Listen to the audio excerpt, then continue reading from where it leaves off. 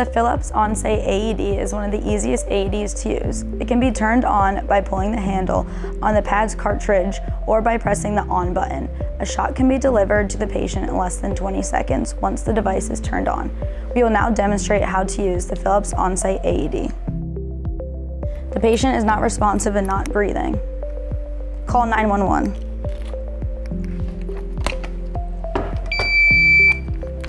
Begin by removing all clothing from the patient's chest. Look carefully at the pictures on the white adhesive pads.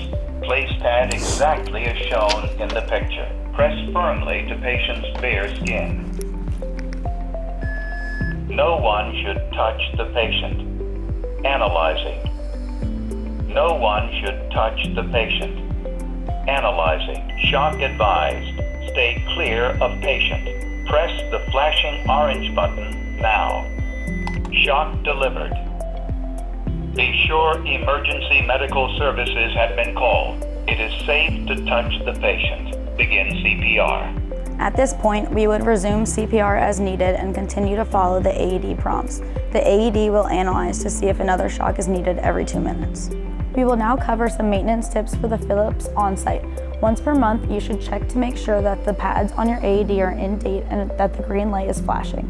We will now demonstrate how to change the pads and battery on your device when needed. Since these pads are expired, we want to change those out. Insert adult pads. As well as the battery. In case of emergency, press the green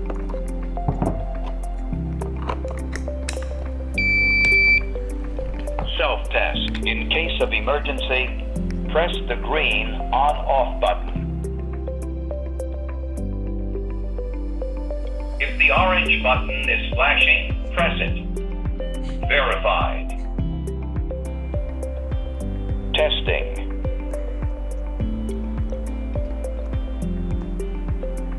Testing.